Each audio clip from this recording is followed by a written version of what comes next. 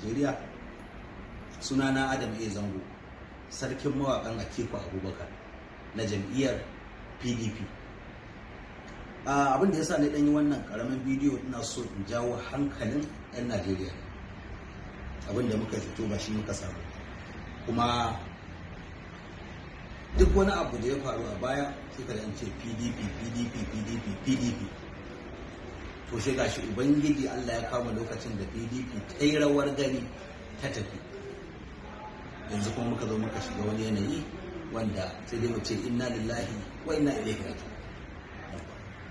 Saboda haka nake so da ni da masoyana, manyan masu kuɗi da talakawa, kai duk wani wanda ya san cewa shi masoyin Atiku to ya fito. Mun haɗu da mu da mabiya Atiku Abubakar, sai muka yi tunanin cewa a yadda muka tsinci kanmu a cikin halin da muke ciki na tsadar rayuwa, komai ya tashi, babu yadda muka iya, to mu kira Atiku. Dan Atiku tun da ya tafi Dubai da aka gama zaɓe bai dawo ba, to muna so mu yi amfani da wannan damar domin mu kira shi. Shi yasa muka ce za mu haɗa waƙa mai tsafi wanda za ta sa mu kira Atiku Abubakar ya dawo Najeriya. In ya dawo Najeriya, to mun tabbatar da cewa hankalinmu zai kwanta. Za mu ɗan jira lokaci mai kaɗan kafin zuwan 2023.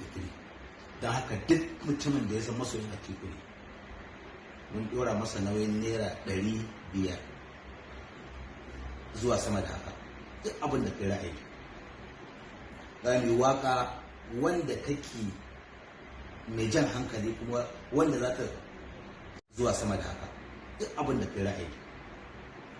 Za mu yi waƙa wanda take mai jan hankali, kuma wanda za ta sanar da 'yan Najeriya cewa an gullar kan zabo a kai.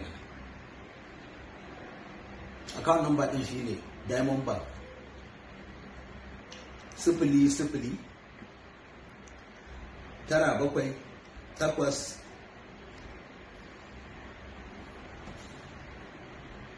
takwas.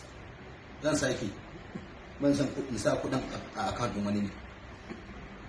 Yawwa, Diamond Bank 00 978 4 75 14. Diamond Bank. Sai mun ji ku jama'a.